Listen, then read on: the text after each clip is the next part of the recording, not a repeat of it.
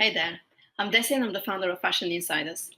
In this video, I'm going to talk to you how to price your product for profit. But before I continue, hit the subscribe button and be the first one to know when we release new videos.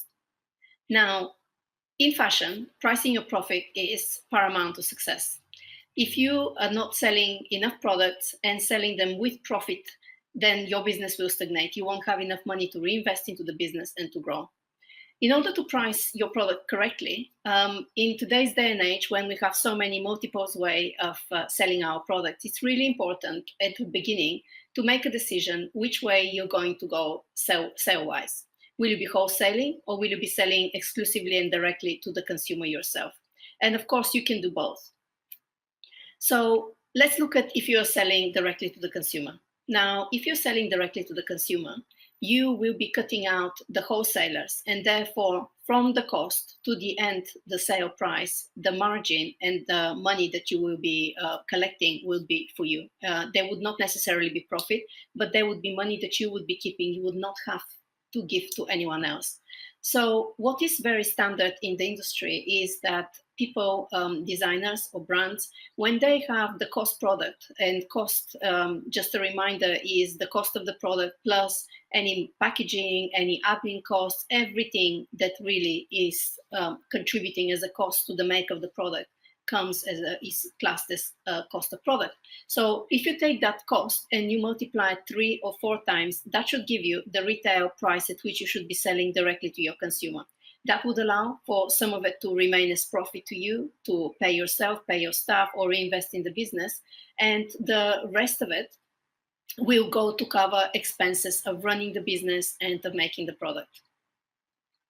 So to give you an example, if the cost of your product was, let's say, $10, and if you wanted to sell it directly to your consumers via your website or through trade events, etc., you would probably multiply this by 3 or 4 times, which means that your cost, your retail price to the market would be $30 or $40. Of course, there is an element of perceived value, and if you think that you can price a product and sell it for more because the perceived value in the product is greater than actual cost, then you're onto a winner.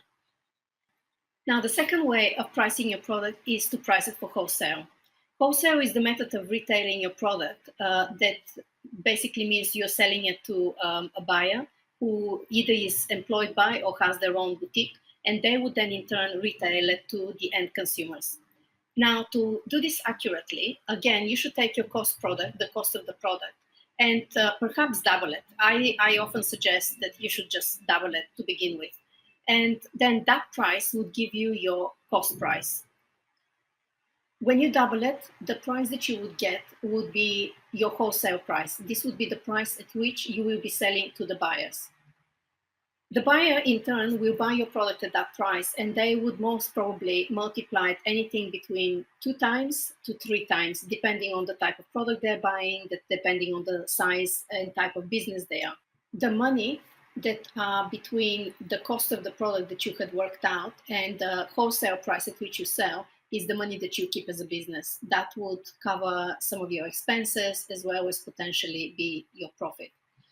The wholesale price that the buyer buys at and the end price at which they sell is the margin that they keep, with which they obviously cover the running costs of their business, the people they employ, the marketing that they generate in order to sell you, etc.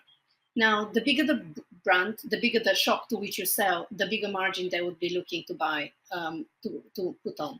Now, the reason why some shops put different kind of margins is because depending on the type of product they're buying and the type of shop they are, they would have different expenses.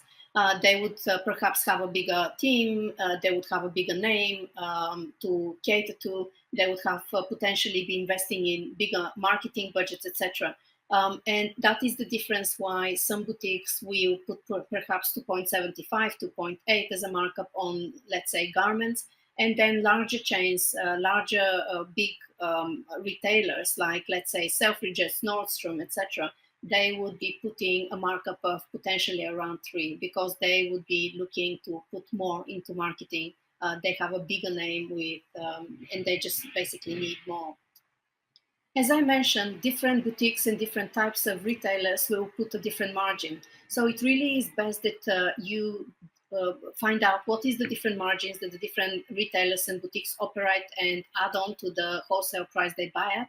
And you decide at which level to pitch your product. When you're selling a product via the wholesale method, it is best to put a price that you recommend for your retailers to sell at, in order to ensure that you have a consistent price for your product across the market. Finally, if you want to wholesale and sell directly via your website or through events to your consumers, then it is perhaps best that you price your product the wholesale method, because you cannot have two different prices. You cannot have one price for your website, another price for wholesale. You really need to, as a brand, have a consistent pricing across all channels. And if you wish to then, at certain occasions, give discounts to your customers, then that is probably better than to have a completely different pricing strategy, which would undermine the prices for your the retailers that you are selling via, and that would not bode well with them. Finally, if you are not really sure what your product should cost, to make it to sell it for a certain price, the best way would be to decide what is it that you want to sell your product at, and then work backwards. Like I said, if you know that you will be selling with wholesale in mind, multiply this 5 to 6 times. If you will be selling directly to consumer, that would be 3 to 4 times. So take this number and then divide it by the price, the end price you would like to sell something to the market. That would give you a vague idea of what your cost price of manufacture would be. Of course, the actual pure manufacturing cost will be less than that number, because don't forget that you need to, in the total cost number, include cost of packaging, additional costs you may have, admin costs, etc. So your manufacturing cost will be less than that. But broadly speaking, that gives you an idea of where to aim to. And if it's any help, we have a calculator below in the information. We'll leave a link for you. But we have a calculator that easily would help you work out what you want to sell something at and what the make cost should be in that instance. So that's it. I hope this video was helpful to you, and you will not find pricing in the future so difficult, and you will price with profit in mind. And if you liked it, click on the subscribe button, share it with people that will find this information beneficial, and help them have thriving businesses of the future. And I'll see you in the next video.